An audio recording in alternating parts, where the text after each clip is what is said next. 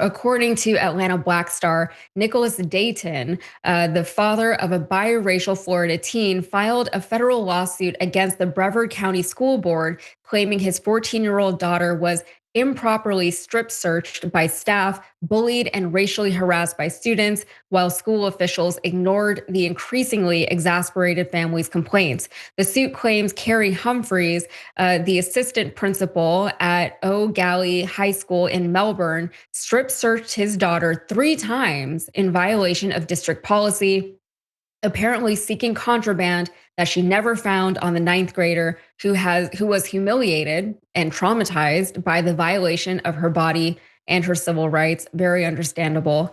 Identified in the complaint as MD, the girl is an honor student with a 3.8 GPA who moved to Melbourne in 2023 and entered LB Johnson Middle School, where she faced daily harassment from a male student who allegedly called her and other female and minority students misogynistic and racial slurs over several months beginning in August 2023.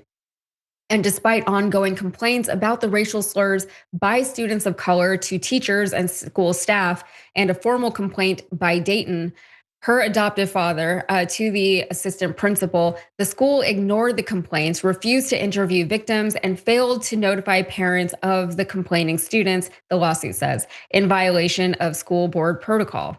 And by March of 2024, the inaction of school and board officials prompted the Daytons to file a complaint with the U.S. Department of Education against Brevard County schools for failing to protect students of color and for falsifying documents regarding the reporting of violence and bullying.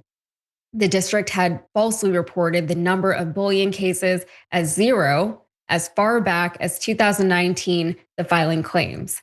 And in August of 2024, MD began ninth grade at Eau Gallie High, where she continued to be bullied and harassed by students and subjected to disparaging comments by staff for unknown reasons, the complaint alleges.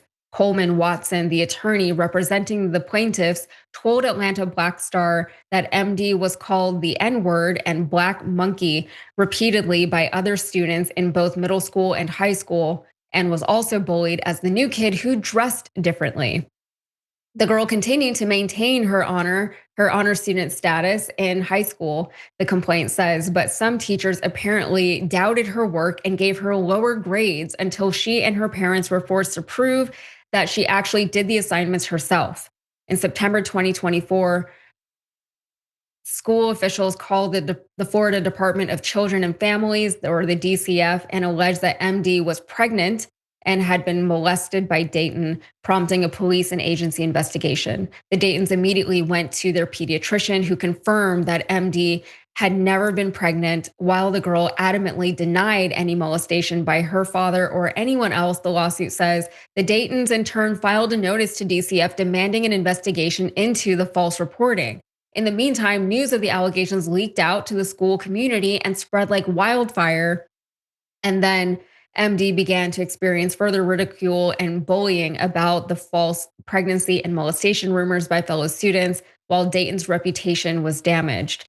And then later that month, MD was pulled out of class by Humphrys into a room where the assistant principal demanded that she lift up her shirt and bra, exposing her breasts, finding no contraband or wrongful items, according to the complaint. The strip search was repeated again the next day, this time in the office of Humphrys and in the presence of a male staff member who leaned against a doorway and watched as the girl exposed and shook her breasts as Humphrys demanded. Finding nothing they sought in her bag or on her person, MD was sent back to class. And both strip searches violated school board policy in that another adult of the same gender as MD should have been present during the search, and the girl's parents should have been notified. MD showed behavior of trauma and anxiety the following day, very understandable. And the complaint says, and thereafter began to see a therapist. You know, a therapist is good, but there's only so much a therapist can do to undo all the damage that has already been inflicted on this very young girl. Even before the strip searches were mentioned and all of the false claims of contraband on her, you know, the claims against her adopted father, all the bullying that she endured, the fact that the district reported that there was 0 bullying incidents. It's completely Dehumanizing is what it is. And it's very sad for someone who is so young to have to bear the brunt of not just the evil of her own classmates, but also the evil of the adults in her life. The adults at her school were also engaged in this bullying, especially when she's an honor roll student and they're saying, there's no way that you could be so smart and that you could earn these grades. So in mid-October, school board officials met with Dayton about the illegal strip searches, false molestation reporting, and the hostile environment that MD was experiencing. So the board, including its assistant superintendent James Raymer and principal Keith Barton, promised to correct the hostile environment and abide by school board policy. On October 21st, 2024, Dayton filed an incident report with the Brevard County School Board complaining about the strip search and demanding an investigation. On that same day, Humphrys conducted a third strip search of MD, who was wearing a pink homecoming dress, and this time was alone in the room with the assistant principal. Again, in violation of board policy, the lawsuit says.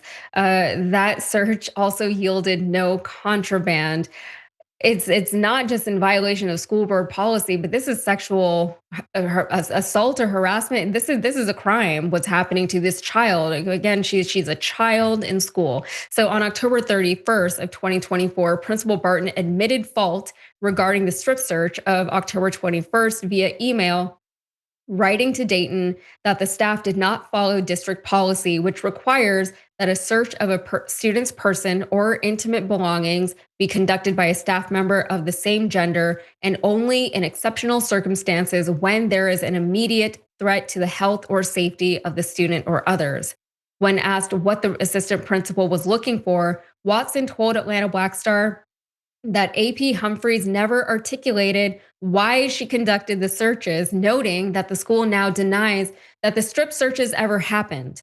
None of the searches were done with parental consent, he said. It is yet another example of the school retaliating against Mr. Dayton for simply standing up for his daughter. Brevard Public Schools told Florida Today they were aware of the allegations in the lawsuit and could not comment on specifics, but denied that strip searches ever took place.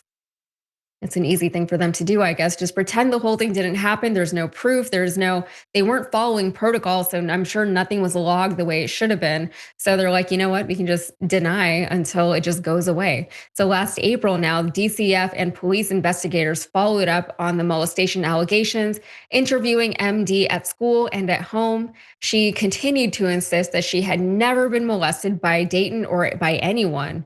After the interviews, the girl spoke to her therapist. The lawsuit asserts that she has suffered great emotional harm in the hands of the school board and staff who never had MD's best interests at heart. Watson said MD's parents decided to move her to another school that felt safe due to her circumstances. And honestly, that's really the least that they could do for her at this point. It's also the most that they could do for her at this point. The best thing for her to do, for them to do as parents, in my opinion, is to just remove her from this situation entirely. She's already been sexually harassed by the adults in her life who are supposed to be protecting her. And I don't know if that's even a thing that we remember anymore as a society, that the adults in schools are supposed to protect the students, right? And especially on this show, we cover so many stories where those adults fail their students time and time again. So